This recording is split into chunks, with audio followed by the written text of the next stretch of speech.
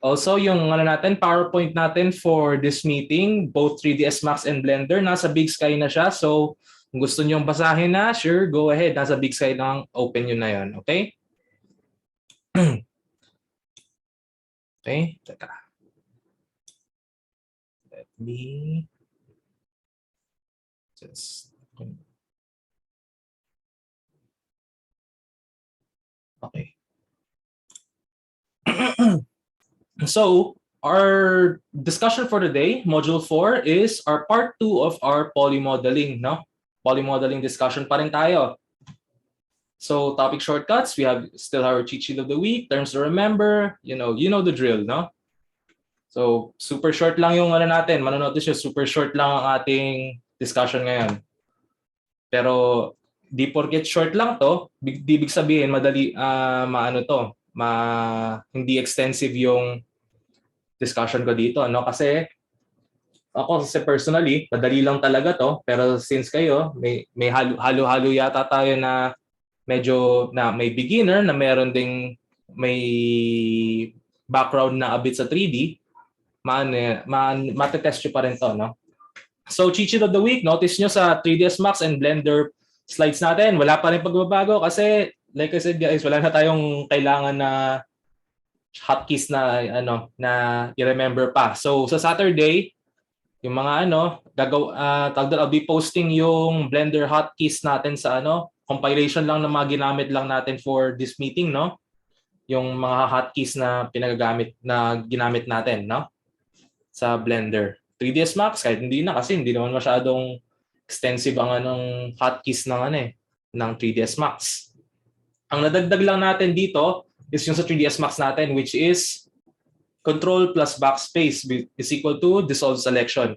Mamaya gagamitin natin yan kung paano natin magagamit, no?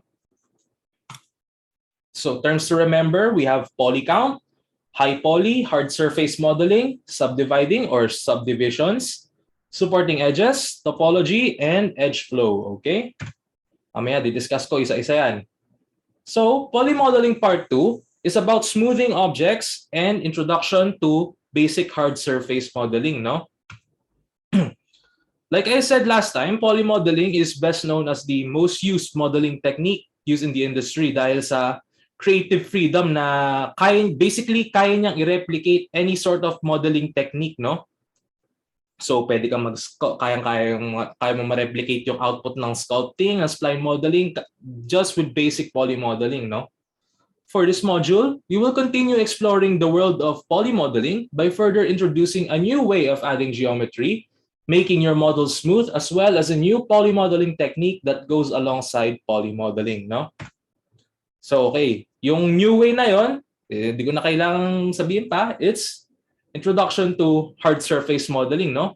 Hard surface modeling is hindi basta-basta hindi mawawala ang hard surface modeling pala once polymodeling exists, no? It's never too far behind kasi hard surface modeling is one of the easiest yet most complex techniques na pwede natin magawa sa polymodeling, no? But before that, we need to further understand muna the meaning of poly count and the usage of high poly, no? Like yung mga mga nagpawasa ngayon, yung mga nag-high poly na. And basically the pros and parang sort of pros and cons ba ng high polys, no? So, high poly models. As the name suggests, high poly models consist of the highest amount of poly count or geometry a model can have based on the structure of the model when a smooth modifier is added to the model, no? So, I had to use turbo smooth with grouping to make my sword sharper. Diyan, madaming tricks na actually hindi mo na kailangan i-turbo smooth pa ang sword eh. Kasi kapag tinurbo smooth mo yung sword mo, may possibility yung sharp edge ng blade natin mag-round siya, no? And kapag nilagyan naman natin nga ng edge, supporting edges, hindi magiging itsurang very sharp edge 'yon. Pero may mga tricks diyan. Kung magtatanong kayo guys, I'll elaborate further kung paano nyo pwedeng paano nyo ma-hard surface ang mga blade, no? So, Ang mga high poly models mainly used for animation and product design to better see the amount of detail you have created in a model as well as clean bends on the animation. Now, isa sa mga pros kasi ng ano natin, ng high poly models is yun nga. Once we add a smoothing modifier, yung basic na object natin na super angular, it turns smooth the more polys that you add, no? The more polys that you add using your smoothing modifier or yung mga subdivision modifiers natin, ano? Pero yun nga, isa sa number one na cons ng high poly is it's not recommended for low spec computers talaga, no? Dahil kailangan natin mataas yung processing power ng computer natin, mataas yung memory na nakaano sa computer natin to basically handle yung poly count, no? Yung poly count na binibigay ng mga subdivision modifiers, no? If smoothing is applied in a poly-modeled object, you can even export the high poly model to a sculpting software to further enhance the model by adding more details to further ease your workflow in adding character to your model. Pabalikan ulit natin yung sinabi ko last meeting, no? Regarding poly-modeling versus sculpting, no? Meron sa mga, like what I said last time, that there will be some cases na low poly models or yung poly-modeling and sculpting actually works hand in hand together, no? Dito sa case na yon, yun na yung low poly and then yung high poly, no? So we have your low poly, and then when we add our a subdivision modifier and then dinagdagan natin ng high poly, pwede na natin i-export yon to any sculpting software that you want, no? So pwedeng ZBrush, pwedeng sa Blender, no? And then doon sa sculpting software na yon, saka na natin i-add yung mga super intricate details, no? Like yung mga scratches, yung mga super deep cuts, no? Sa mga sa model, pwede rin yung lagyan nyo ng a bit of texture, no? After that, doon naman papasok yung texture work natin. We're going to be using your high poly model and basically turn that into a texture for your low poly model. So, doon na siya nagkakaroon ng collaboration, no? And that's basically how game developers, mga asset artists, yun yung ginagawa nila when they're making assets for their games, no? They're basically taking the details of the high poly object and quote unquote converting it into a texture during the baking process and then put it sa low poly. So basically you're tricking the user or yung client natin na yung low poly natin, it looks super high poly, but when you look underneath, pag tinignan mo na yung edge faces or yung wireframe natin, doon nyo lang nakikita, ay sobrang low poly pala nun. How the hell did they do that, ano? So yun yung baking na process natin doon. Babalikan natin yon sa week 8 natin, no, after midterms. Magbe-bake tayo ng bibigyan ko kayo ng model and then we're going to bake it, no? Or actually pwede yung bibigyan ko kayo ng model and then i-bake nyo siya. And then yung papa-activity ko siguro sa inyo guys is you're going to create your own low poly and then high poly model and then saka nyo i-bake, no? Madali lang yan. Madali lang naman yung baking na yon. You don't need any special software to do that. 3ds Max can do that. Blender can do that. Almost every software, as far as I know, na kayang mag-bake ng mga texture maps, no? So, yun lang naman ang high poly model, no? So, basically, poly count is yung overall na number of faces or polys, yung quads natin, yung four-sided, yung tries, three-sided, and then yung mga n-gons natin. Those counts as a part of poly count, part pa rin siya doon, no? So, yun yung ating poly count and yung high poly models natin. Oops. Next, hard surface modeling. Ito na yon. Hard surface modeling is a technique used in modeling objects with smooth static surfaces or non-living objects in general. Known for highlighting nice clean edges and is best used in modeling cars, armor, weapons, furniture, etc. Mostly ito na yung ang hard surface modeling. Gamit na gamit yan sa product design, no? Lalo na sa mga manufacturing, yung pag-pitch ng mga car companies ng mga ideas in making a new car, ginagamitan nila ng hard surface modeling to recreate that said car in 3D, no? Tapos dinadala na sa commercial, doon na nagagamit ang hard surface modeling, no? Uh, Technically, hard surface modeling has no right definition, no? Kasi any model can be hard surface naman talaga. It's ang well-known na factor lang talaga na nagme-make up sa hard surface modeling is yun nga, is yung mga clean edges natin, yung high poly count nun, the usage of supporting edges, babalikan ko yan mamaya, and yung proper edge flow and topology.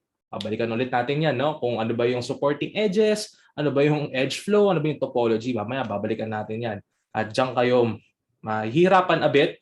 It takes a while to understand. It takes a lot of practice talaga ng 3D modeling, but eventually you'll understand naman, you'll understand it naman. Okay?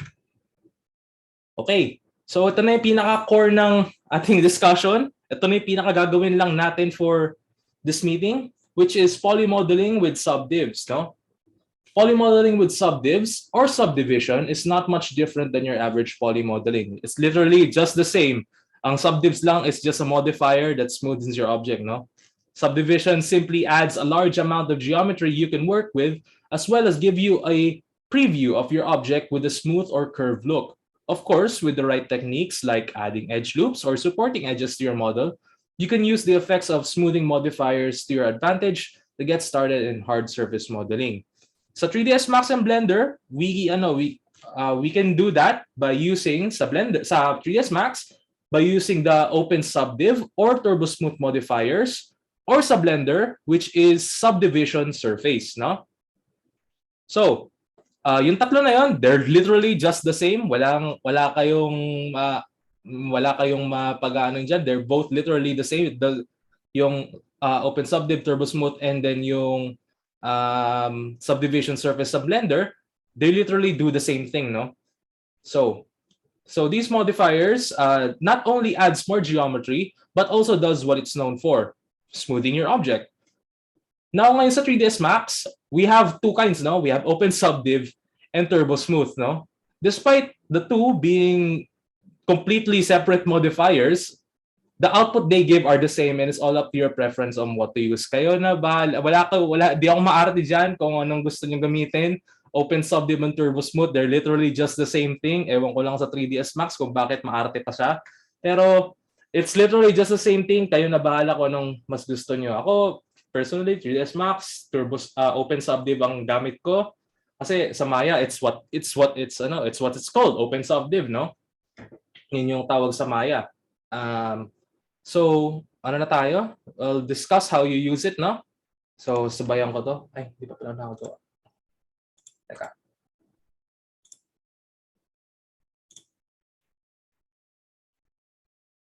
Teka lang, guys. Dito muna, Blender. So, unahin ko muna sa Blender, no? So, sa Blender, starting sa Blender, you can basically, subdivision surface is, like I said, a modifier, no? So, you're going to find it dito sa ating modifier properties, no? Teka lang, check. Okay, record pala ako. Good. So, dito siya. Itong wrench, modifier properties, no? As you already know by now, no? So, dito sa modifier properties natin, add tayo modifier, and then, select to. Subdivision surface under generate, no? Subdivision surface. Select natin yan. And then yun, nakita natin. So basically, what subdivision does, it takes yung current geometry na ginagamit ng object natin and then multiplies yung geometry nun by 4, no?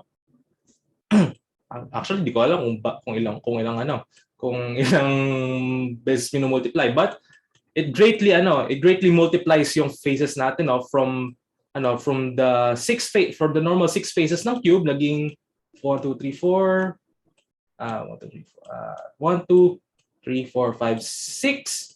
So 6 times 4. Okay, so we have 24 faces na, no? So from 6 faces naging 24 faces.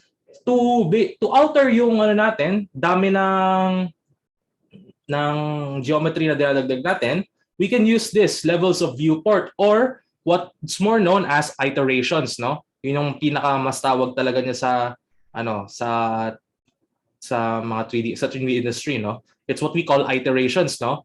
So iteration 1, ganyan lang yan. It's the pinaka default. And once you notice, kapag dinagdagan ko ng another one, nagiging rounder siya, no? Nagiging rounder yung ating cube. Naging sphere na, no? And then once we add more, yan, super smooth na, no? Yung iterations ng Blender and 3ds Max, they're both literally the same, no? So keep this in mind.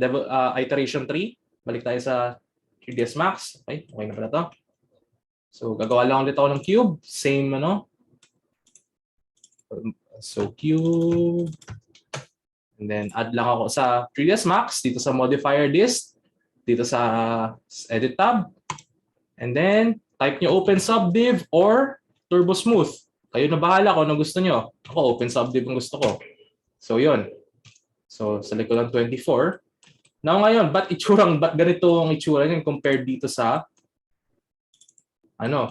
kitang-kita yung mga faces natin dito, no? Tapos, kapag in-apply ko naman to, pag nakita nyo, kitang-kita yung edges natin. Bakit dito? Iba, no? Kasi, sa 3ds Max, sinisimplify niya yung render natin, which is yung isoline display natin. No? So, pwede natin turn off lang yan. Well, para makita natin. Let's say I want to manipulate the vertices and the vertex. Lines in the vertex. Tapos pag open subdiv, is it? Open subdiv or turbo smooth, it's your choice. They're literally just the same talaga. There's nothing so different. The open subdiv literally changes the parang geometry. Tapos pero yung vertices at saka lines niya, it stays the same. Ganun ba yan? Not exactly, kasi since yung open subdiv kasi we're basically subdividing yung current geometry, no? So kapag na-subdivide yun, nadadagdagan yung natin, yung geometry natin. So para makinotice mo, add lang ako ng edit poly dito. Wait lang. Ayun.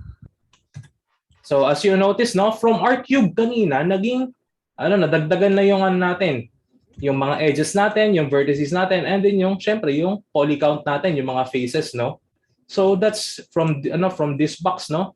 Off ko tong open subdiv yan, no? So yung natin from walang open subdiv to open subdiv, no? Wait. Okay. So the question is, when we subdivide, how are we gonna keep the tawag dito, the vertices the same? Di ba kasi sa Blender kasi, pag nag-subdivision surface, papalitan, isa-smoothen yung geometry, di ba? Yeah, no. Like that. Parang ganyan. This is basically in 3ds Max. Is this possible in 3ds Max? Yes, it's basically the same talaga, no? Kasi ganito yan Kasi what I did kasi, hindi ko kinonvert to editable poly, no? So, para maano yun, kailangan convert muna natin to sa editable poly, and then lagay natin yung open subdiv or yung natin, no? So, pag bumalik tayo sa editable poly, ayun. Tapos turn off ko to, tapos let's say ayan, no? Yan. So, that's what I'm talking about. Yan. So, basically ganyan yun, no? Ang nangyayari dyan, to enable, para ma-enable ko to, no? Come in handy. Ako edit yan. Kung diretso sa ako, personal preference ko, I don't like this, no? Kasi masyado akong nalimitahan, no? Parang I don't really prefer this. I much prefer na just hands-on kong galawin na mismo sa new natin. Pero if I want to still keep yung subdivision na to and actually not use this new geometry, pwede rin naman, but like I said, I'd rather just do this manually lang muna and then alternate ako between these two. I mean, it's a personal preference ko lang naman. It's completely up to you guys, no? Hindi ko ine-enforce yung preference ko sa inyo. It's completely different sa ibang tao yan, So kayong may choice niyan. Kung ako, yun nga, like I said, this is just my personal preference talaga. This is my personal preference talaga. But yeah, it's literally just the same, no? It's just the same lang naman talaga. Tapos balik tayo dun sa like I said, dun sa open subdiv natin. Yung kanina natin dito sa Blender, ginawa nating ano no, iteration 3. Dito tayo magkakaroon ng a bit of a difference, no? So notice nyo sa iteration 3 natin, medyo kita pa rin yung polys natin. But balik naman tayo sa 3ds Max. Gawin natin iteration 3, no? Tapos turn off natin yung edge faces. Ang linis tingnan ano compared dito sa Blender. Now, ewan ko kung bakit ganyan sa Blender, but it's ano naman, it's their thing, but I don't know kung talagang ganyan yan. Kung gusto niyo ma-replicate yung ganitong super smooth na look, I mean, I don't recommend it. Ayan, sa level 5 na yan or level 6. Ayan, almost din nyo napansin yung ano natin, yung geometry natin, ano? Pero ang nagiging problem nito, kapag hindi kaya ng computer nyo, dito kanina, wina-warning ko, again, I'll continuously warn you guys, never play around too much sa pagdagdag ng geometry, lalo na sa pag-subdivide, no? Pag naglalagay tayo ng subdivision modifiers, I don't recommend going beyond 3. No? I don't recommend. Okay lang na ganyan yan. It's normal. Kasi kapag at this point naman, makako-covera na yan ng textures natin and hindi na mapapansin talaga yan. Pero yun nga, ang ano ko lang sa Blender, not only Blender, sa 3ds Max din, I don't suggest going beyond iteration 3. I'd suggest work around yung around iteration 2 or iteration 3. Sa Maya, yung iteration 3 nito is ang equivalent ng sa Maya is iteration 2. Yun yung pinaka-default talaga na tawag doon sa subdivision preview no, yung iteration 3 natin dito sa open subdiv. Also siguro pakita ko rin sa inyo na talagang there's nothing different about about turbo smooth and sa open subdiv, no? So ito open subdiv, ito gawin ko naman turbo smooth. Gawin ko delete ko to. Lagay ko turbo smooth. Tapos gawin ko same iterations din, 3. It's literally just the same, no? So pag ginawan ko naman yung yung edge faces ko, it's literally just the same, no? Wala tayong pinagkakaiba. It's literally just the same result. Ito may other stuff lang to, itong smoothing groups, pero di ko na kayo tuturuan yan. Mahirapan lang kayo dyan sa smoothing groups na to, no? So, ito lang naman yun. There's literally nothing new. There's literally nothing different between these three, no? Itong open subdiv, turbo smooth, and then yung subdivision surface. Only difference lang sa Blender, yung like Travis said, no? Itsura na siyang naging itsurang golf ball na, no? Naging itsurang golf ball, hindi siya clean looking, not unless dagdagan natin yung iteration natin. But we don't want that, no? Kasi sobrang na yan, mataas na yung poly count niyan and baka may wag naman sana mag-crash yung computer nyo or baka mamaya ma-break yung computer nyo, no? Mamaya mangangamoy usok na yan. May cases na ganun, no? May cases na ganun talaga. Kaya again, I'm just continuously warn talaga kayo guys, don't play around too much sa high poly, no?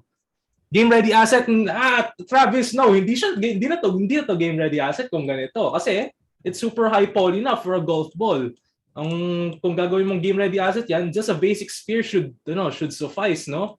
Tawag doon, tapos texture mo lang yan. This masyado na tong high poly for a golf ball. RTX ready, yun, pwede.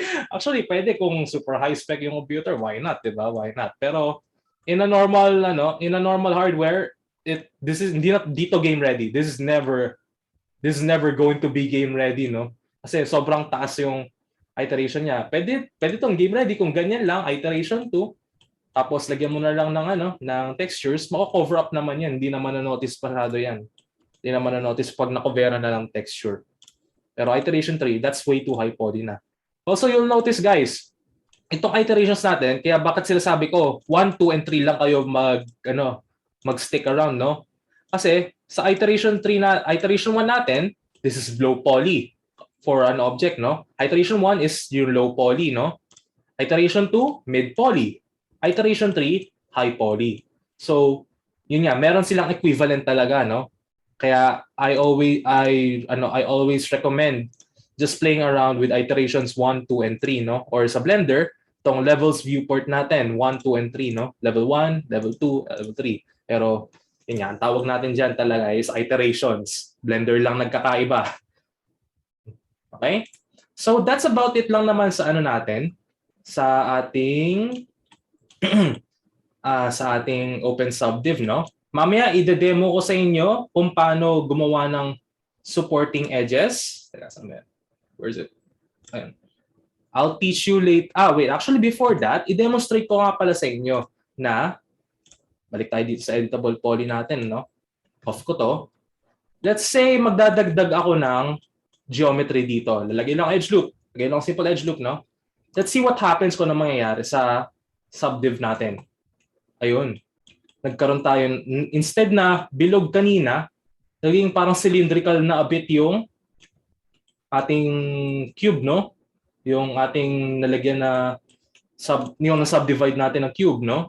So, as you add more geometry din, na-affect yung ano natin, subdivision natin. Kasi, like I said, subdivision uses yung geometry ng object natin na pinaglagyan ng smoothing modifier. So, as long as na-edit yung ano natin, yung main object natin, mababago din yung itsura ng subdivision natin. Okay, what's the difference subdividing a box and using the chamfer box options sa list ng 3ds Max? Good question. Kasi ang ano natin, a big difference kasi, off ko to. So, ang chamfer natin, no? So, kaya natin mag-chamfer. Where is chamfer ulit? Ayun. Select natin to, chamfer. Ayan.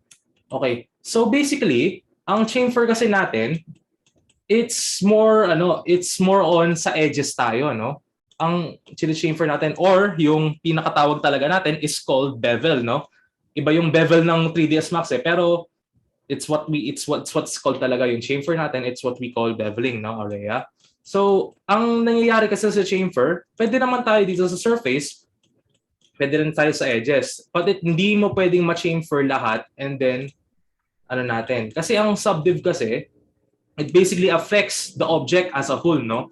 Hindi siya ma-affect on one part ng object, no? It affects the object as a whole. Compared sa chamfer, it only affects yung mga edges natin, no?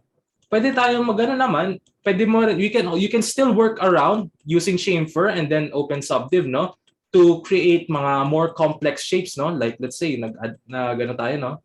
Yung nagano na tayo.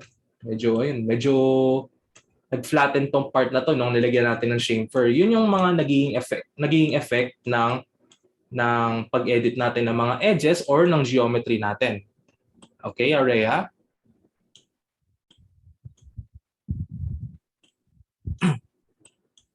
Okay. So, ang next naman natin, discuss ko na ba yung supporting edges sa inyo? Ano ba next? Nalimutan ko na. Topology. Okay, sige, discuss ko.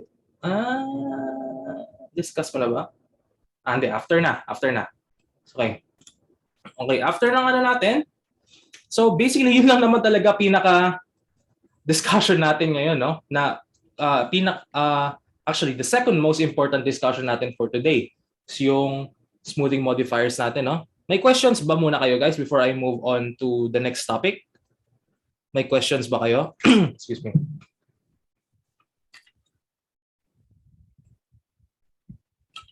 No more questions? No questions? What's the difference of spherify and open subdiv? Ang spherify, like the name suggests, it turns it into a sphere, no? So, ang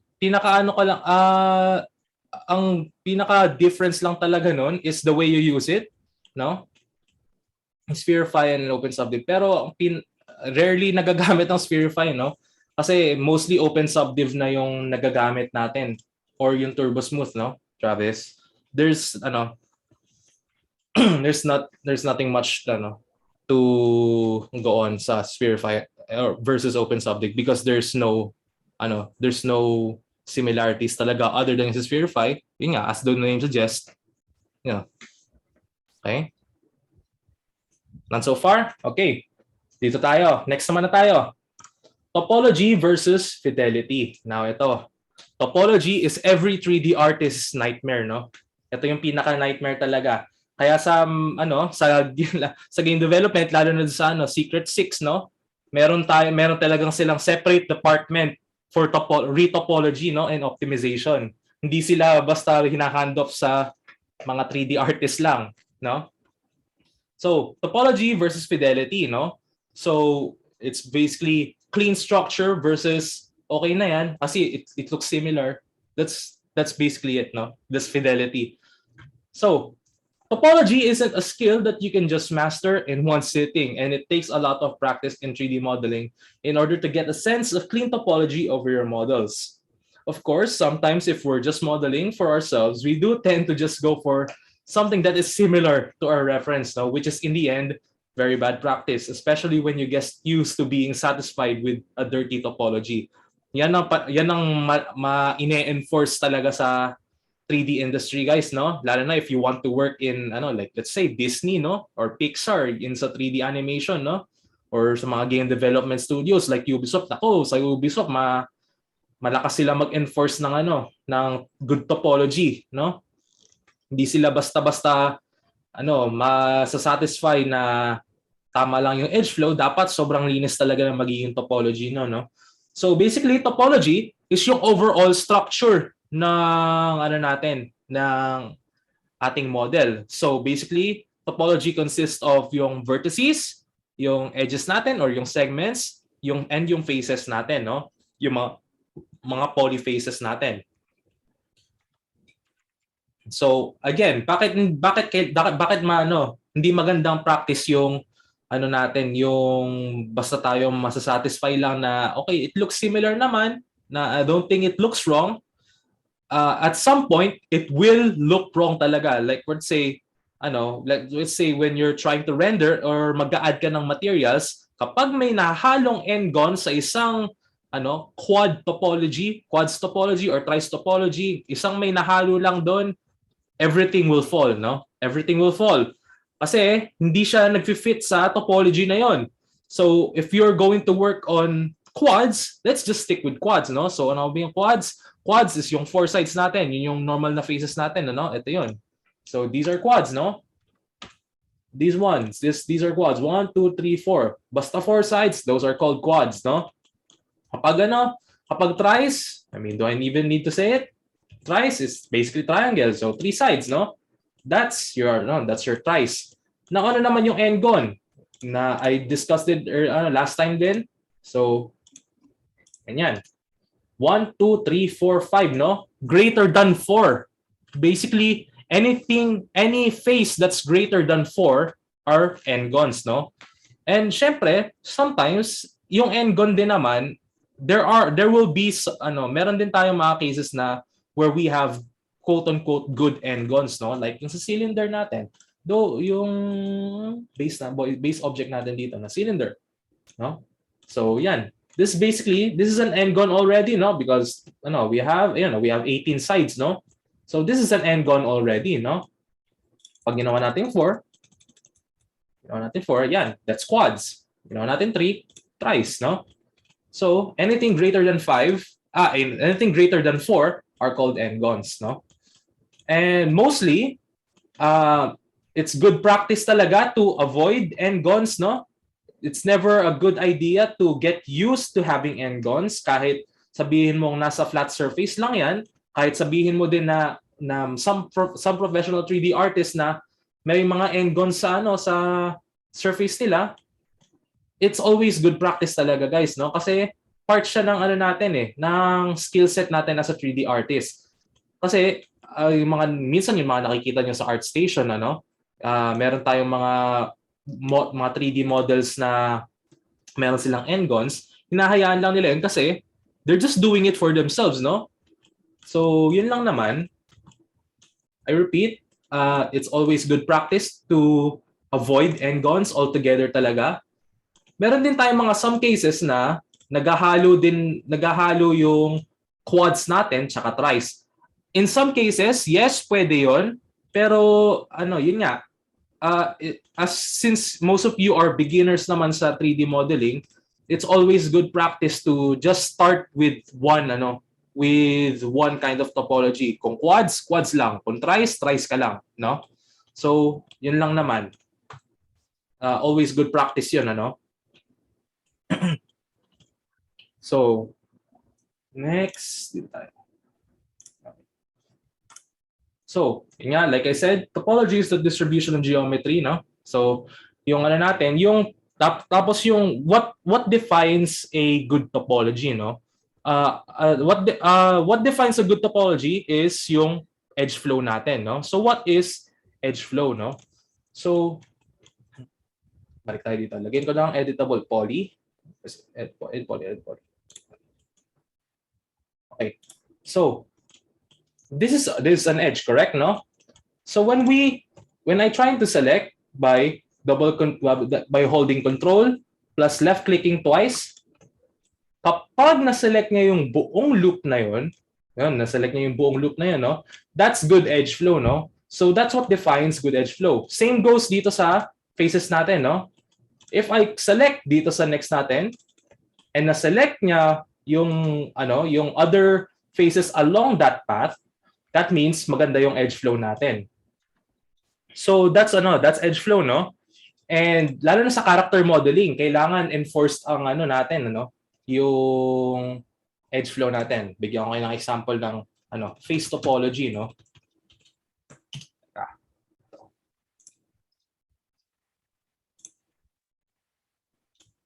Okay.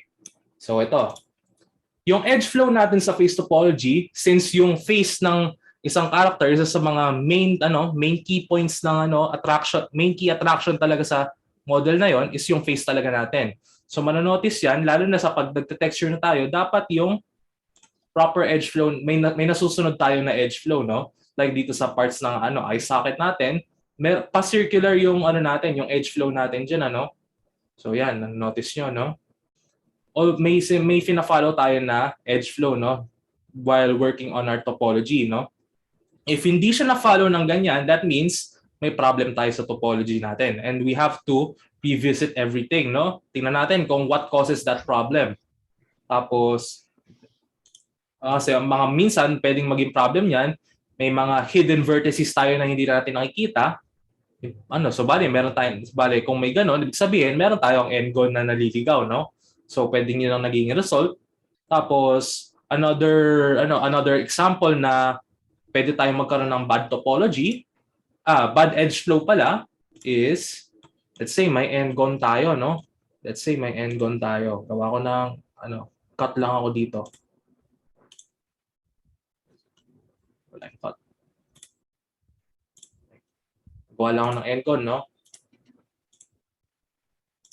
Yan. Say, gagawa ko ng n-gon yan. Gawin ko muna example tong ditong sa second part na to, no. So when I add an edge loop, kung siya, no, full loop na gagawa niya, no. No-notice niyo yan. That's good edge flow kapag naging ganyan yung natin output ng edge loop natin.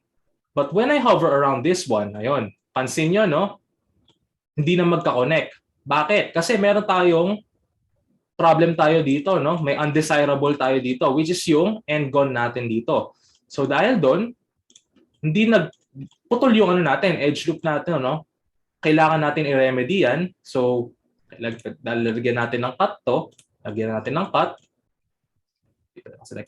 Lagyan natin ng cut. Balik doon, tapos balik tayo sa edges. Select natin tong undesirable natin and then control backspace para ma-dissolve natin both edges and then yung vertices. Ayun. So when we try an edge loop again, ayun. Maganda na yung edge flow natin ulit doon, no? Fully connected na yung loop natin. So that's how you get proper edge flow, no? Always revisit yung geometry nyo. Always double check for everything, no? Madaming possible cases, madaming possible na reasons kung bakit minsan napuputol yun natin, no? So always double check that, no? Lalo na pag nag-hard surface model kayo, maraming beses kayo magkakaroon ng ganon. Kasi minsan hindi natin napapansin, when we're adding our edge loops, nagkakapatong-patong na yung mga edges natin, no? Okay? Okay, so yun na yan. That's basically topology. Other than adding edge loops, there are other ways to add geometry to better suit the current topology you have. Yun ngayon, diniscuss natin. Yung cut tool natin or sa Blender is knife tool. And then of course, last modifier natin is symmetry sa 3ds Max or what we call mirror then and then sa Blender which is mirror, no? So mirror modifier. So discuss natin both. Cut tool, okay? So diniscuss ko na yung briefly.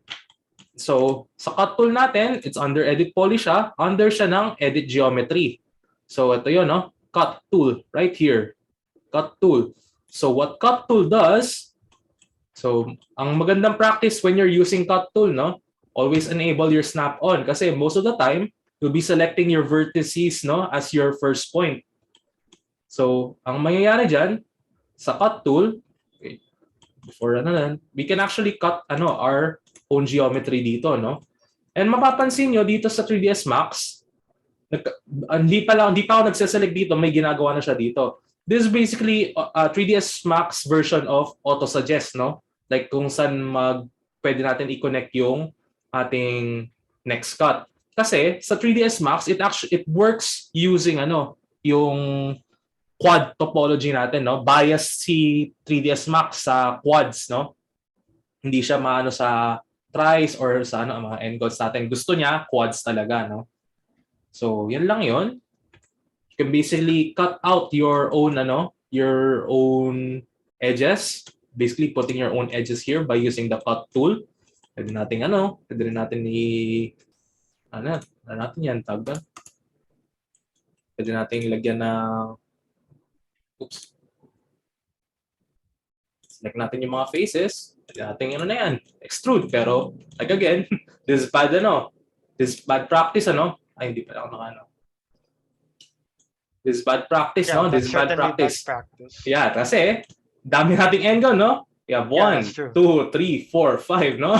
Dami nating, dito, pwede pa to. Medyo pwede pa to dito sa taas, no? Pero again, meron pa tayong dito, no? May 1, 2, 3, 4, 5. Dami natin kailangang i-retopologize dito, no? This is very, very bad practice, no, guys? So, I don't suggest doing this, not unless you're fully comfortable na sa paggamit ng cut tool natin when we're doing our retopology, no? Yun lang yun. I don't suggest doing this often. May boolean tayong tinatawag para dyan. Pero like I said, kahit may boolean din, kahit isusubtract mo rin yan, you have to retopologize pa rin talaga, no? Sa Maya, maduga kasi Maya eh. Meron siyang retopology na automatic retopology eh. So, Same goes for hindi ka na maghihirap dyan. ZBrush. Meron automatic ZBrush. retopology. Oh, yun din. Meron ding automatic retopology ang ZBrush, no? Maduduga yung natin. May bayad ba yung add-on nun? Hindi ko matandaan. Retopology tool nila. Yung isa, pinag-develop ng retopology tool na effective. Pero naman yan? I would suggest, wag nyo munang gamitin yon kahit beginner kayo kasi masyado kayong maging comfortable doon. At kahit minsan yung mga retopology tools natin or yung mga scripts na yon or add-ons na yon, minsan hindi rin siya nagiging accurate, Hindi rin siya nagiging accurate sometimes. So mas maganda yung manually mo gagawin yung topology, no? So matrabaho tong topology na to kahit ako ayoko nito eh. Pangit na tong topology na kung may isa akong worker na ganyan na ginawa, tanggal na sa akin yan, sasante na sa akin yan. Pero yun nga, this is bad topology, no? In most cases kasi, when you're retopologizing, always ang nagiging most of the time, starting point nyo is sa mga vertices, no? Tapos basically, it's a glorified connect the dots, no? Yun yung retopologizing natin, glorified connect the dots. Kasi what we want is we want everything to stay connected, no? Wala tayong dapat nagkaroon ng ganyan, And since we're working on quads using quad topology, dapat yung magiging sides din natin is all 4 sides, no? So that's how you do yung cut tool. Sa naman, Blender, balik tayo dito. balikan natin to. Balikan lang ako sa cube para mas madaling makita. So going to edit mode, manonotice nyo dito sa toolbar natin, we have yung knife tool natin, no? Or shift spacebar K. Or select nyo lang to. So, ang difference lang naman dito, compared sa 3ds Max na kailangan one by one mong pipindutin, pwede mo just press and hold na lang everything, ano? Press and hold mo lang everything, yun yung cut natin. Pero again, this is this is bad practice din. Di kayo magkakaroon ng cases na ganyan ang gagawin nyo. Not unless yung tawag doon when you're working on VFX, kung gusto niyo maging parang fractals, no? Parang pasasabugin niyo to. Pwede 'yun. Pero but in normal 3D design, wala kayong cases na ganyan ang mangyayari, no? Tapos kapag satisfied ka na sa cuts mo, press mo lang enter, no? Press mo lang enter and then yun na. Tapos na yan. Yun na yung confirm na yung cuts mo, no? Sa sa 3ds Max di ko pala nasabi, no. Once let's say lagay ulit ako ng cuts dito. Let's say satisfied na ako dito. Press mo lang right click once to confirm yung yung cut natin, and then press it twice to disable na yung cut. Press right click twice. Yan. So, yun na yun. Na-disable na natin yung cut and na-confirm na natin yung cuts natin dito, no? Any questions sa cut tool? Any questions? No questions? Move on na ako sa symmetry tsaka mirror.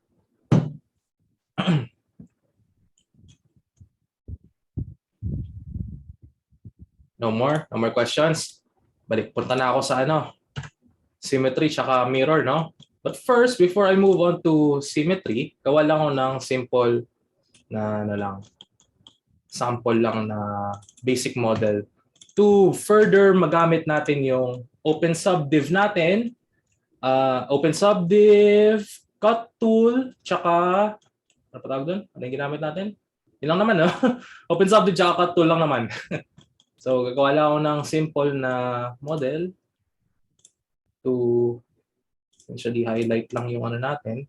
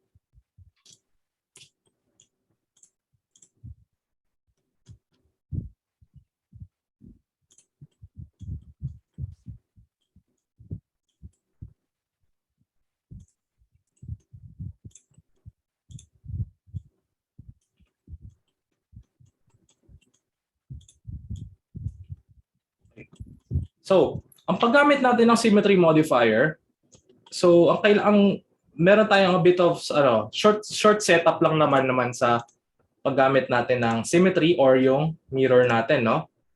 So, as the name suggests, symmetry or mirror provides a mirror image of your current object, no? So, basically, gagayahin lang niya yung other half ng object natin, tapos i-instance niya sa sa other half natin, ano? So, much better to show you guys, no? So, sa 3ds Max, same concept lang rin naman to sa Blender. Tanggalin lang muna natin yung other half natin. Delete natin 'yan.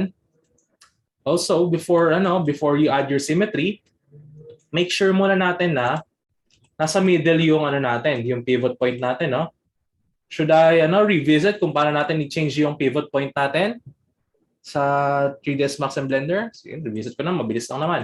So, sa 3ds Max, I'm already comfortable using this kasi alam ko nasa grid to and kanina sinenter ko itong plane natin. For sure ako nasa middle point to. Pero let's make sure na lang rin, ano? So, ang gagawin natin, punta tayo dito sa third option right here, hierarchy, yung itsurang flowchart na icon dito that says hierarchy. And then, press natin affect pivot only, no? Tapos may iba natin yung indicator natin dito. So, gusto ko, kailangan, before you symmetry, dapat make sure nasa gitna siya, sa gitnang seam yung ano natin, pivot point natin, ano? Or at least in that general area. Pero ang gawin ko, ilagay ko na lang dito sa point na to, no?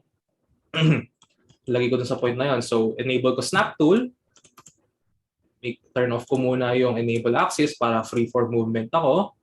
And then, i-snap ko tong move tool na to dito. And then, once I'm done, press ko lang ulit affect pivot only, and then nandun na yung pivot natin. No? Sa Blender naman, delete ko ulit to. Delete ko lang ulit. Ay, wait. Delete ko everything. Gawa lang rin ako ng box na lang. Wait, no. Sige, box na lang para mabilis. Okay? Tapos, enable, Control R. Okay. Oops.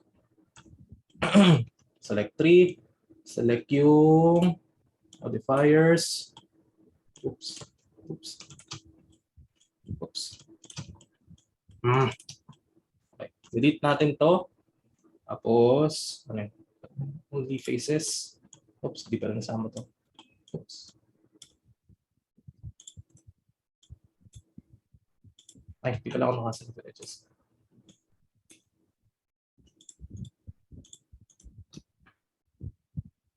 Edges, okay.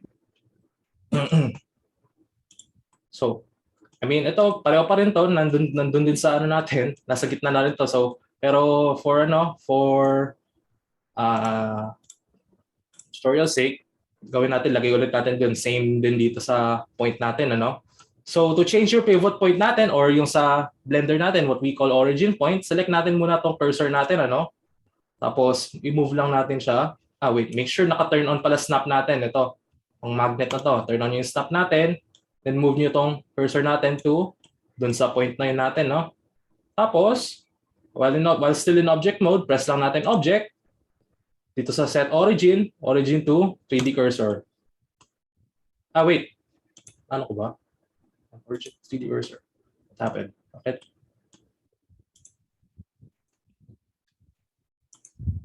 What?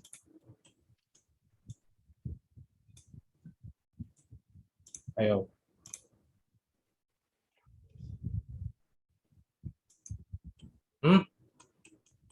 Should work. I haven't worked.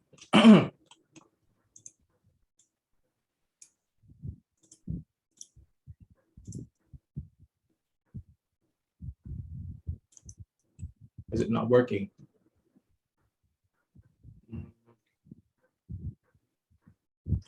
I don't know why it's not working, pero ganun lang naman yung guys. Set nyo lang to origin no, on some point. I don't know why mine's not working, but I don't know.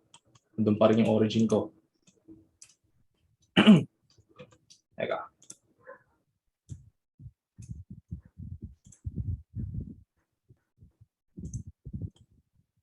I have no idea why it's not working, pero ganun lang naman yung ulit yun guys. Ganun lang naman yun. Isa-set nyo lang yung cursor nyo to kung saan nyo ilalagay yung pivot nyo, and then should be sa set origin natin, then origin to 3D cursor lang naman yan. I don't know why mine's not working, but yeah, ganun lang naman yan guys, no? So after you set your pivot point na, to sure na kayo na confident na kayo na nasa middle yung pivot point natin, saka na tayo pwede mag-add ng symmetry or yung mirror natin, no? So sa modifiers list natin, type natin symmetry, and then yan ang mangyayari, no? At first, ganyan yan. You have to play around with the axis muna. With the axis para makita nyo kung saan yung Since yung natin dito, nasa x-axis, pindutin ko lang tong x2 para mapunta doon yung other half natin. Sana naman, Blender,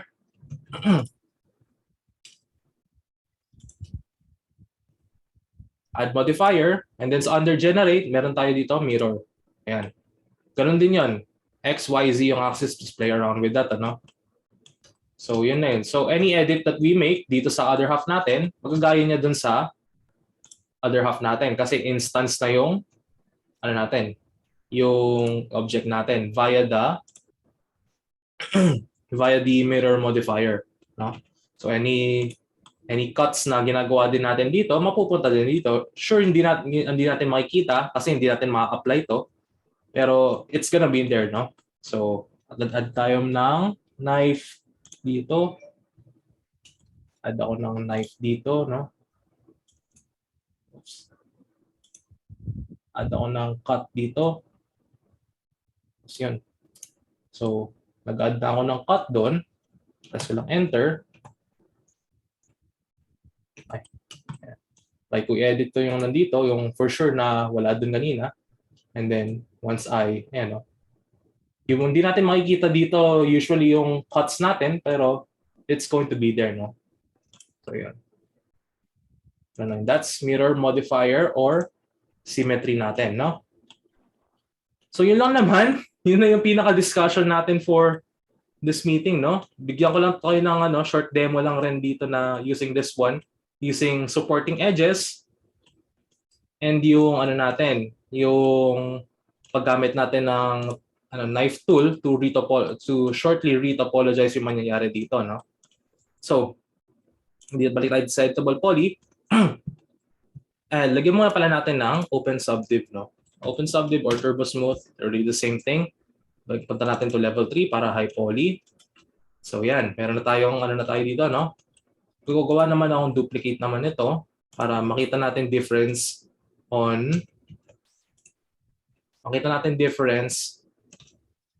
between no support edges and with support edges, no? Okay. So ito, lalagyan ko naman to ng balik natin tong edge faces. Tapos dito sa editable poly, lagyan natin ng edge loop natin dito sa part na to. Itong part na to. Lagyan natin edge loop. And then, preview natin yung itsura nun. Okay. So, mananotice nyo guys, na nag-add ako ng simple edge loop dito, and then turn on my open subdiv, compared dito na walang edge loop dun sa taas kanina, nag-itsurang much sharper tong edge natin dito, no? If you can see clearly, ayan, no? Nagkaroon ng emphasis yung edge natin dito, no? Parang parang itsurang cloth na tas may object dito somewhere, no? So, those are what we call supporting edges, no? So, as the name suggests, supporting edges supports yung current edges na ginagamit ng model. So, itong supporting edge na to, it supports this edge right here, no? It prevents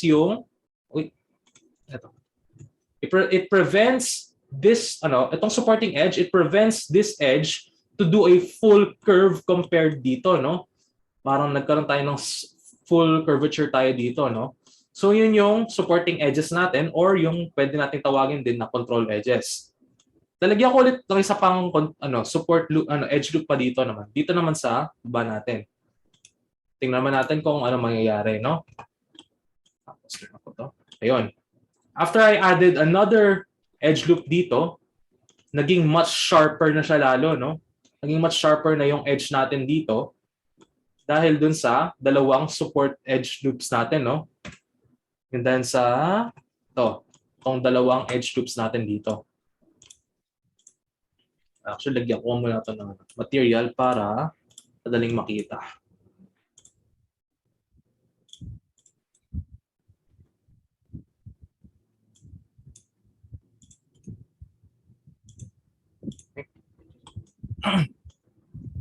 Okay.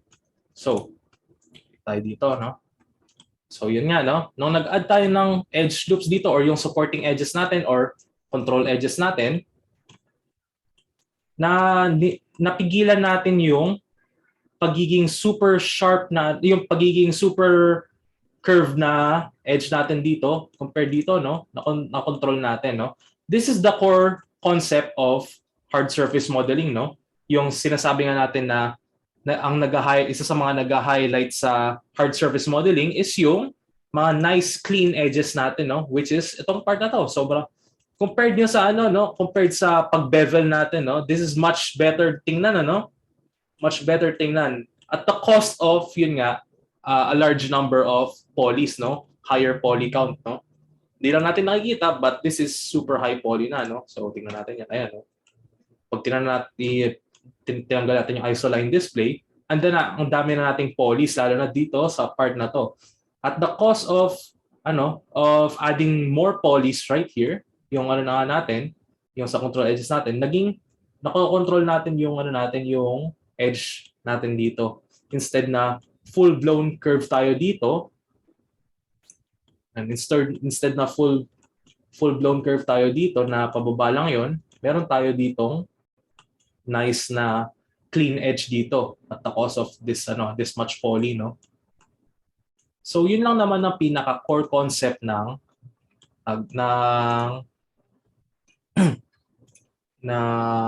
hard surface. So mag-add naman tayo dito. Try natin mag-add pa ulit ng supporting edges dito naman sa baba. Gusto ko sharp din tong sa baba na to. So lalagay ako dito sa part na to. Tapos lagay ako dito sa part na to. Lagay ko na rin dito sa part na to para itong parts na to sharp siyang tingnan. So tingnan natin sa subdiv mode natin. Ayan, no. Nagkaroon na tayo ng super sharp na curvature dito, no? By just simply adding what? 1, 2, 3 na supporting edges, no? From our basic na model lang na ganyan. And then when we added our subdiv, ang laki ng difference, ano? Pero since these are two completely models din naman talaga, this is still usable din naman. This is still usable pa rin naman as an asset, lalo na sa sa mga games. This is still usable. Pero once we add our open subdiv and yung mga natin, supporting edges natin, naiiba na yung purpose ng model natin. So nagiging hard surface na natin, nagiging super high poly count na siya. Pwede na siyang pang showcase siguro or pwede lang sa animation, no? Ganun yun. Ngayon, try pa natin, laglagay pa tayo ng edge loops. Now, try to make this cleaner. So, before turn off ko tong part na to, I'll try to add edge loop dito para sharp din dito sa part na to, no? So, out yan. Then, okay. Ngayon, meron tayong konting problem, no? Can anyone tell me what the problem here is, no? Actually, before that, notice naman natin, sharp na siya, no? Pero ang gusto ko naman dito, gusto ko ma-retain yung curve ko dito, no? Yung curve natin dito. Pero, as you can see, yun nga yung problem nga natin dito, no? Dahil may supporting edge loops tayo dito, may supporting edges tayo dito sa ating part na to, since may edge kasi dito yung sa low poly natin, meron tayong edge dito. And nung nalagyan natin ng edge loop dito or yung supporting edges natin, na-control din natin tong part na to. Thus, na-maintain niya yung pagka-sharp edge niya dito, no? So what are we going to do? Paano natin mababago yan to maintain natin yung curve form natin kanina, no? Gusto ko pang ma-retain yun. This is where retopology and yung cut tool natin, no, magagamit. So, manonotice nyo, meron tayong pinching dito. Yun yung tinatawag nating pinching, no? Yung parang kinurot yung edge dito. Kaya naging parang naging sharp siya dito, no? That's what we call pinching, no? So, ang mangyayari dito is we'll have to retopologize yung topology natin. So, ano pwede natin gawin, Ano pwede natin magawin para mawala itong part ng edge loop na to and still get that curve, no? So, ang pwede kong gawin, we're going to use cut tool. Turn on ko yung snap. Ang pwede kong gawin siguro is I'll try to connect this part here, itong vertex point na to this one. And then, for that, no? Tapos, I can delete, no? May problem kasi tayo dito, may triangle na tayo dito. Ang pwede kong gawin, delete ko tong edge naman na to. So, to dissolve ko yung edge na to, instead na just pressing delete, we're going to press Control Backspace.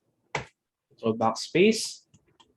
And then tingnan natin kung may sort of pagbabago na nangyari, no? So, Alt Squiggly. Tingnan natin kung ano nangyari. Oops. Okay, then F4.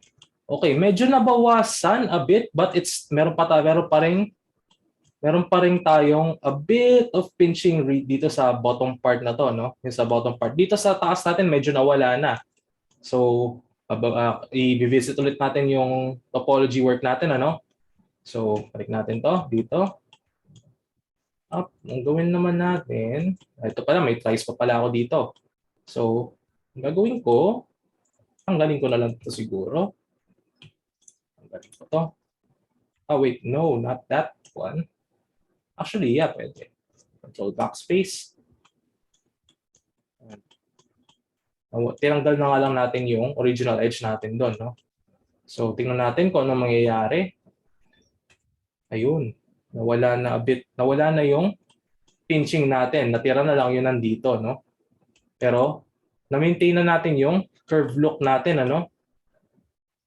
May sort of bit of pinching na pero hindi na siya masyadong noticeable, no?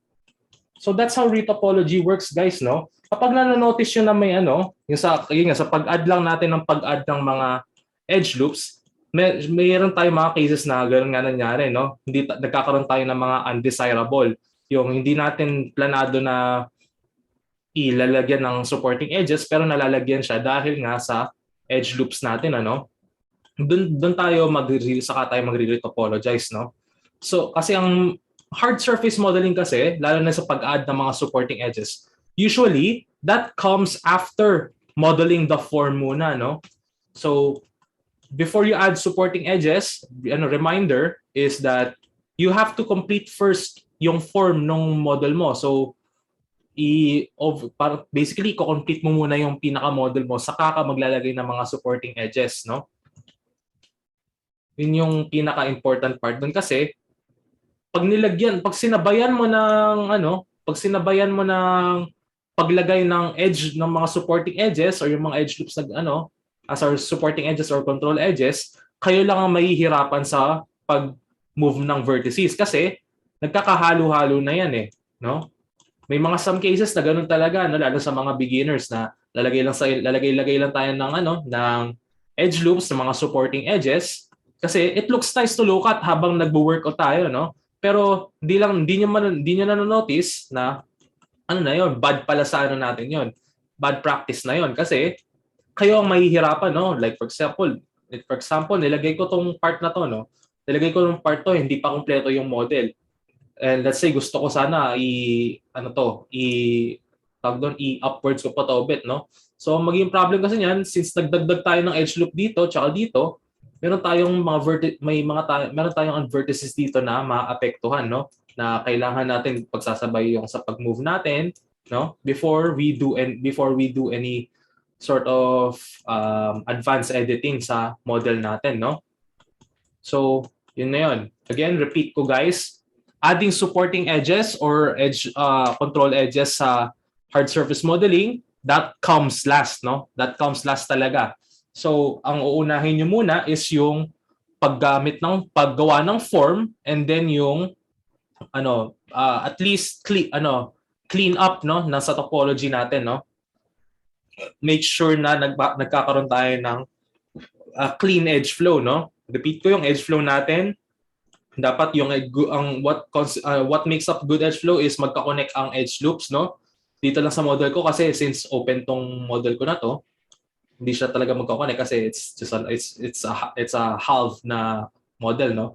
Pero kapag ganyan naman, sa na 'yon, kapag when you're trying to test kung maganda edge flow mo, try niyo lang press niyo yung Alt 1 or Control R to add an edge loop, no? And then see kung fully ba siyang mako-close. Kung na-notice mong hindi siya fully mako-close, then you'll have to retopologize everything or i-confirm mo yung edge loop mo na yon, and then saka ka maggamit ng knife tool or yung cut tool natin to connect yung mga loops na yon, no? to get proper edge flow, no? So that's our discussion na for this meeting, guys. No? That's our discussion na. Demo pa ba ako? Gagawa pa ba ako ng model? Gusto niyo bang gumawa pa ako ng model to further kung anong pwede magawa natin sa using hard surface modeling? Or may questions pa ba kayo, guys? No? Or early dismissal ko na kayo? Kasi wala na tayo talagang dito sa part na to, no? Ay, not this one. Where's yun? Kasi after nito, ano na tayo? Activity 4 na tayo, no? So, ano tayo? Activity 4 natin is basically subdiv modeling, no? Ang gagawin nyo, you're going to create an original design of a chair and a furniture of your own choosing, no? So, bale, 2 assets gagawin nyo, no? Isang custom design na chair, tsaka isang custom design na furniture of your own choosing. So, pwedeng table or tawag doon, coffee table, no? Or footrest, kayo bahala kung anong gusto nyo. Utilize the techniques that we've used today in hard surface modeling, as well as previous meetings to create your model, no? Your model should be your own unique design, so let your creativity run wild. Please, guys, may nag-submit na sa akin. Medyo pinaulit ko kasi hindi siya naging super creative. It's literally just a box. Gumawa siya ng cabinet, zero creative work. Pinaulit ko sa kanya kasi, like I said, masyadong basic yon. It's literally just a box, no? Na may konting extrusions. That's about it. Okay? So make your designs unique. Unique a unique chair, unique furniture of your own choosing, no? Do not render your assets for this activity, just like last meeting, guys.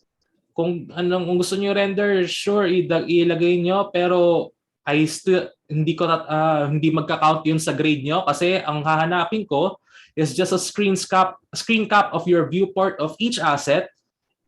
Kung sa 3ds Max kayo, enable niyo yung edge faces natin or yung F4 para makita ko yung geometry. And one screen cap without edge faces, yung ganito lang. Yung ganyan lang, no? Ganyan lang, no? Isang ganito yung preview ng model nyo as with using open subdiv na ganyan, and then one with naka-on yung edge faces, no? As possible, i-enable nyo yung isoline display siguro sa 3ds Max, or pwede rin I'll take this na rin kung ganyan din, no? Sa Blender, no? So bale total of 4 screen caps, no? 4 screen captures, 2 na preview, tapos 2 na na with edge faces or nasa edit mode kayo, no? I'll compile all your screen caps in a zip/PDF file and name your file as yan. Ito mga sample, no? Mga sample. Wala kayo ng basic ng ganyan na chair, pwede rin. Okay na parang sofa chair, no? Yan. Pwede rin yung other furniture nyo. Pwede kayong gumawa ng ganyan, theater, no? Kayo na bahala. Tapos, pwede rin kayong gumawa ng sala set. Or ganyan, pwede kung gagayahin nyo yung tag doon, yung isang estudyante doon sa isang section na ganyan. Pwede nyo gawin ganyan, pero kung plano nyo gawin ganyan, at least use hard surface modeling, no? Para it looks nice naman siya, hindi siya magmukhang bland and very angular, no? At least use hard surface modeling, no? Tapos yan, pwede rin ganyan. Ito, super simple to. I'll still take this, pero I won't guarantee na perfect score yan. Kasi it's super basic, It's super basic. Or you can take this route, Super abstract yung design niya sa chair, no? Kayo bahala, no? So, yun lang naman for activity 4 natin, no? May questions ba kayo, guys?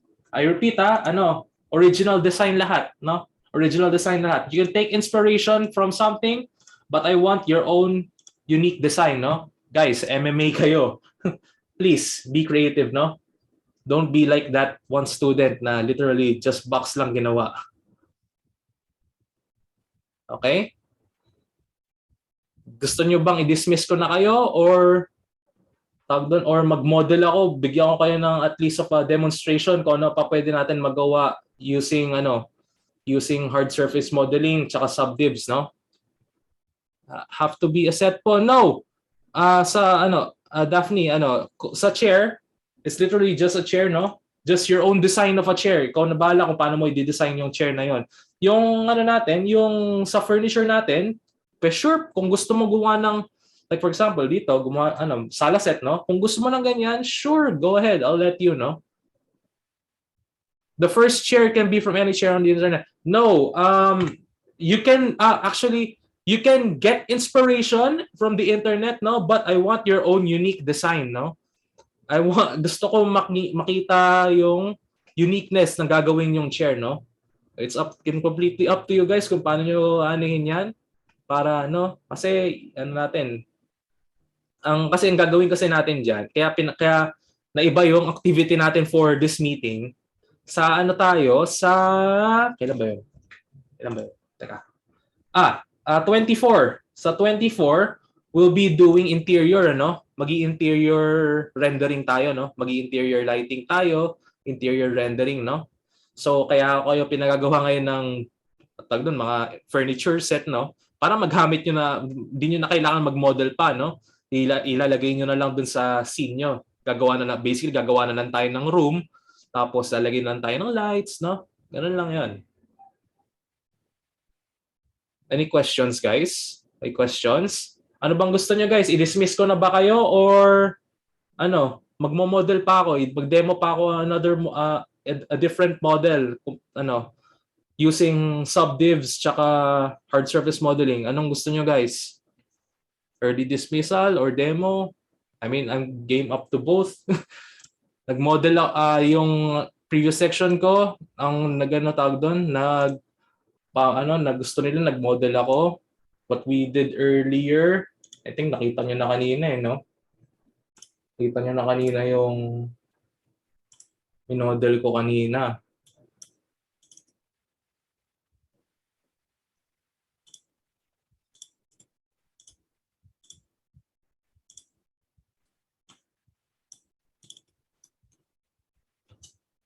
Oops.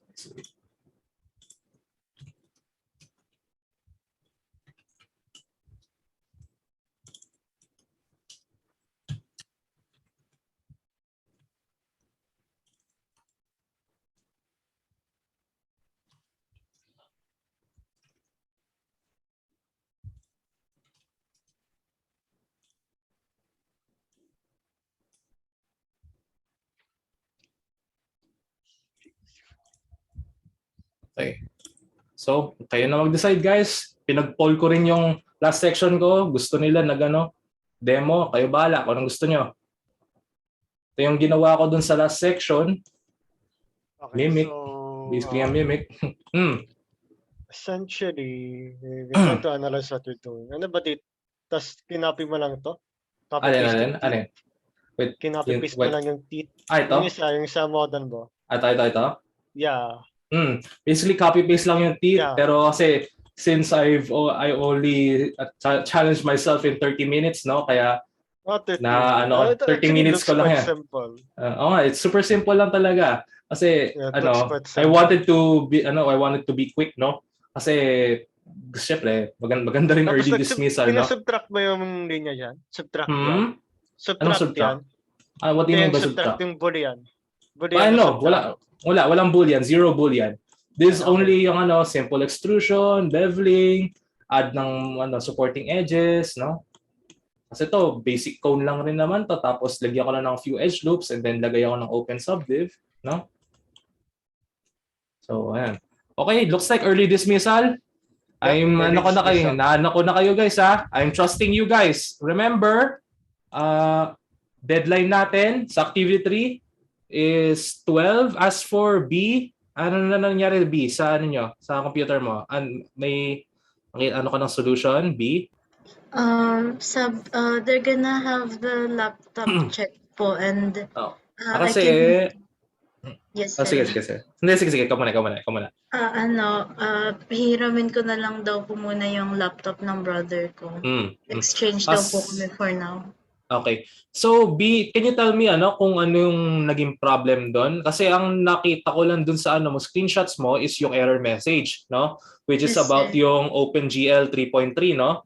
Kasi Yes. ang pwede kasing naging problem noon is either hindi updated yung yung drivers mo. Kasi ako, for example, dito meron ako yung sa control panel ko para sa drivers ko, which is tong sa Nvidia. Pwedeng possible noon yung i-update mo lang yung drivers mo, no? So ito yung sa drivers ko eh. So pwedeng possible solution yon, or in minor cases, kasi nangyari din sa akin yan at one time eh. Ang ginawa ko lang is uninstall tapos reinstall ko lang ulit, no? As when I mean uninstall, like clean uninstall talaga, clean everything, no? Tapos clean everything that's related to Blender except syempre yung add-ons mo. Clean uninstall mo everything dun sa Blender and then try mo to install. Ano ba yung mo, Blender mo, B? From Steam or sa site? Sa site po, I searched lang site. sa browser. Kasi kasi maganda kasi sa Steam, regular siya na-update eh. Pero I sige, can pwede rin download naman din yun. po sa Steam. Delete Yeah, ko na lang yung the one I have. mas I would recommend talaga sa Steam kasi automatic silang nag-update, no? Para Okay, sir. hindi siya, and madali siyang ma-fix talaga, no? Kasi meron talagang forums for Blender sa Steam, no? Yes, sir. Do let me know na lang, no? So as for your request, sure, I'll grant it, no?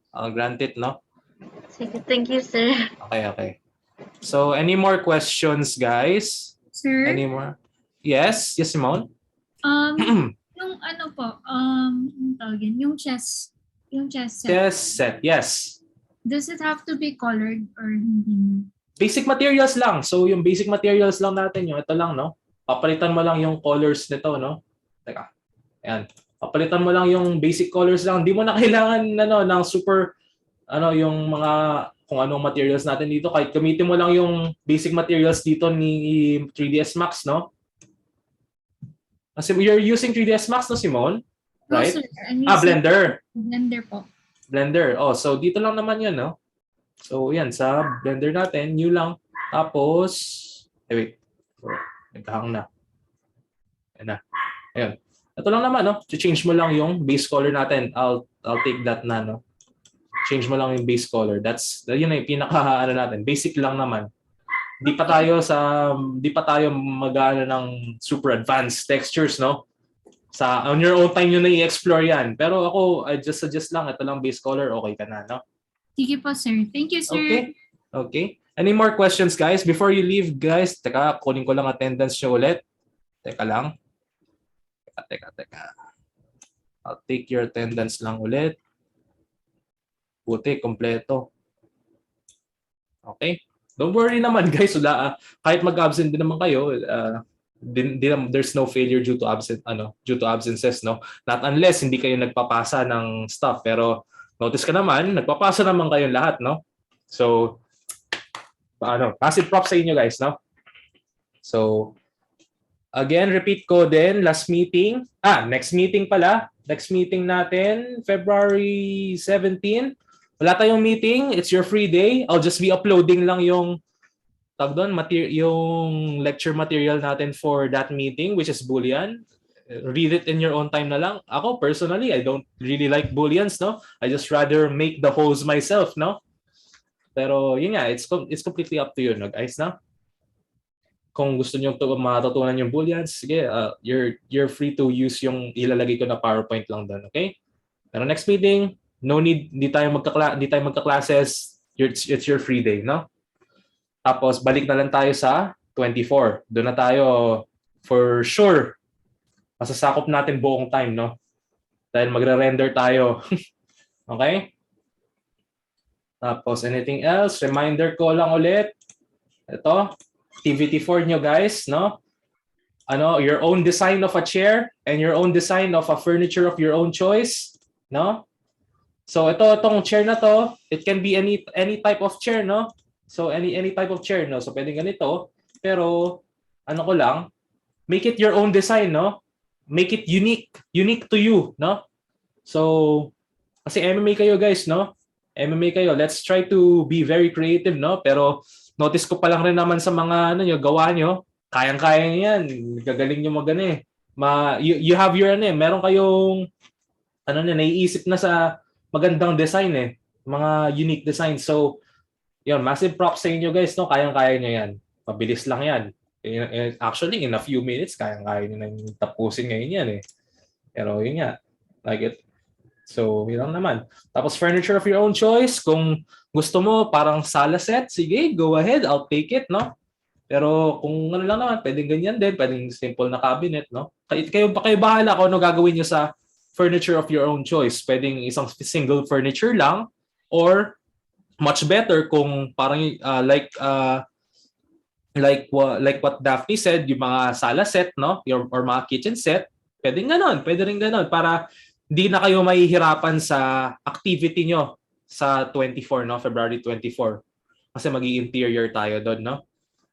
If you'll notice, para ma-inspire kayo a bit, tingnan nyo yung ginawa ni Sir Volty nyo sa group, no? Kasi Sir Volty, interior designer na yan eh. Magaling siya sa interior talaga eh, no? So, I'd recommend, check nyo yung ginawa niya dito. Ang ganda ng renders niya, no? Using Cycles X na to, kasi 3.0 gamit ni Sir Volty, no?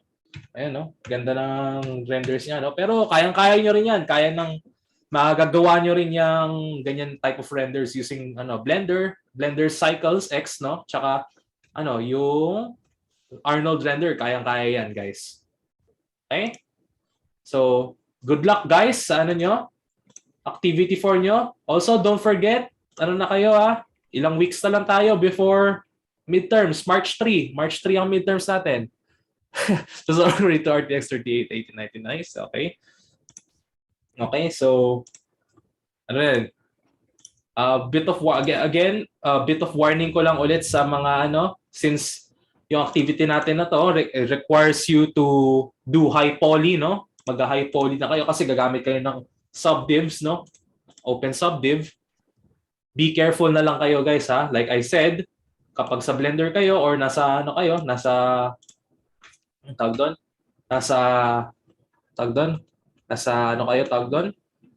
3ds Max, just stick kayo sa iteration 1 or 2 or 3. 3 kung super confident kayo, no? Yes, John? Okay. Gets ko. So Okay. essentially, parang nag-inset ka lang dito. Inset ba yan? Inset Which ba one? yan? Itong part na to? Ito? This part here? Itong cube. Yes, Yeah. inset tapos bevel. Yung bevel ng 3ds Max dito. Or basically, it's just literally just extrude, no? Tapos scaling lang yan. Ganun lang naman yan, no? Okay. Tapos yung sa grooves dito, lagay lang ako ng isang edge lang muna dito sa gitna, tapos chamfer ko, and then scale ko inwards yung nasa gitna na edge to make yung grooves natin. Tapos naglagay ako dito ng supporting edges ko dito to get yung clean na edges ko dito sa grooves, no? Yan. I'll be posting this na rin sa I'll be posting din tong model na to for you guys to study, no? Yung itong model dito, no? Ito, sadly, medyo bad yung topology ko dito sa taas kasi super na yung time constraint ko dito. Like super last minute na yan. So, don't mind this na lang. This is bad topology. Huwag niyo akong gayahin dito, guys. Huwag niyo akong gagayahin yan. Pero super rush na yung topology ko kasi dito. Pero the rest, it's very clean. Lalo na tong part na to. Sobrang linis ng topology ko na dyan. Tapos yung dito sa part na to. No? Pati yung sa keyhole dito. I'll be posting this sa Big Sky for your as your study material kung paano yung pwedeng magiging topology workflow nyo, no? Like I said, guys, ang topology hindi siya basta natututunan, you experience it yourself, no? You have to experience it yourself. Kasi there's no proper way to learn topology talaga. There's no right way to learn topology. Meron tayong mga videos na mga tips tsaka tricks on how they do topology, pero there's no right way talaga on dealing with topology, no? It's more like a gut feeling ba? Para sa mga it's like another sense sa mga 3D artists na okay, I think this is bad topology, I have to readjust it. Okay, and then okay, this is a pretty good topology, so good na yun. So you have to experience it yourself talaga, guys, no? You'll know it. Makikita nyo naman, no? Ang notice ko rin naman sa ano na tawag doon sa mga pinasa nyo, meron naman kayo sort of good sense naman sa topology, malinis naman. Meron ding may mga certain parts din na medyo iffy a bit, pero you'll get used to it rin naman, no? Just ang tip ko na lang dyan, just keep everything aligned, no? Just make sure that before you put any sort of edge loops, make sure na walang ma-affect na other parts ng model to get undesirables, no? Yung mga undesirables natin, yung mga hindi natin na gustong maapektuhan pero na maapektuhan, no? So, yun lang naman, guys. That's everything for this meeting, no? Don't forget, activity 4 sa activity 3. Also nga pala, before I forget, hindi ko pala sabi itong sa Big Sky natin, no? May isa lang naman hindi nagpapasa sa natin sa activity 2. Pero manonotice nyo, guys, open ulit yung Dropbox natin dito sa activity 2, no? Tapos na-change na siya to March 3. Ang magiging natin dito, process dito is I'll still keep yung original yung due date natin, pero kapag nalagpas na yung due date na yon, like for example, this activity 3, kapag lumagpas na yung February 12, 11:59 p.m., tapos February 13 ka na nagpasa, sadly, that's overdue na. So magkakaroon na tayo ng minus 10 points na sa deadline. Pero huwag kayong mag-alala, no? Hindi naman masyadong malaking part yung deadline, no? That's just like 20%, no? So, yun lang naman, para hindi niyo na kailangan hintayin pa sa March 3, no? Na March 3 ko pa i-open ulit. You can start submitting na kahit after na ng deadline, no? Pero makikita ko rin naman kung sino naman na yung nag-submit after na ng original deadline, okay? So, yun lang naman, guys. Yung activities natin for so ano ba ngayon? We have 2 activities lang naman. Okay, 2 activities pa naman, no? So, activity 4, 5, and 6. Activities 1 to 6 pala. Hanggang yan, pinaka yung deadliest deadline natin. Yun na nga, March 3 natin, March 3 yung pinaka-deadliest deadline, which is yung midterms natin, no? So, yun lang naman, guys. You're free to go. I'm going to let you go na, guys, no? Sir, may question lang po ako, sir. Yes, Travis. Sa activity 3 po ba? Yun po yung sword, di ba? So, do we have the option to make the sword or the chess piece? Yung chess? No. Not exactly a sword na pwede mong gamitin. Not exactly sword ang pinagagawa ko sa inyo. Yung instruction ko is, I want you to model something that you want, no? Something that you want to recreate, no? Pero yun nga, nagbibigay lang kasi ako ng example kasi dun sa like yung paggawa ng a sword or a basic gun, those are just examples, no? It doesn't necessarily have to be those, no? I want you to model something that you want, and then another asset pa yung chess set natin, no? So chess set and then one model that you want, okay? Okay, so sir, bali two yes, models 2 assets, 2 models. 2 assets yung isa, okay. Yes, chess set and then yung model that you want. In one file lang po ba, sir, or 2? Screenshot, no? Isang screenshot ng ng model that you want, and then screenshot nung chess set. Tapos make sure naka-turn on yung edge faces mo. You're using 3ds Max, di ba, Travis? No? You're using 3ds Max? Yes, sir. Yes, make sure na naka-turn on yung edge faces mo, yung F4 natin na shortcut para makita ko yung geometry, no? So, ganito ang makikita ko dapat, no? Ayan, kita ko yung geometry mo, no? Okay po, thank you. Okay. So, kung wala na kayong questions, guys, you're free to go. You're free to go. Remember, activity 3 this Saturday, 11:59 p.m. And the next meeting, wala tayong classes. I'll just be posting lecture natin sa Big Sky. Sir, Yes. Can I ask for the schedule of our what's to be done again? Yung midterms po, tas yung midterms ko. Midterms. Okay, so yung midterms natin is yung ito nga. For your midterms, Opo. ano yun? Yung tawag dito. Yung when do we submit our pitches to you po, sir? No, you're basically going to present it. So like when you're making a presentation, when you're doing a topic topic presentation, it's like that, no? That's how you pitch, no? So pwede kang gumawa ng PowerPoint presentation, or pwede kung gawa ka lang ng Word file, no? I-list mo lang everything, tapos i-present mo sa akin during the midterms, one by one ko kayo na magpe-present, no? So ganun lang naman 'yan. Okay. Okay. Don't worry guys, kayo ipe-pep talk ko kayo ulit sa 24 before yung natin. I'll do a final pep talk sa 24 natin, Okay? Kung wala na kayong questions guys, you're free to go, no? Thank you, sir. Okay, you're welcome. Sir, bye-bye. Okay. Thank Okay, you, sir. stay safe guys. Stay safe.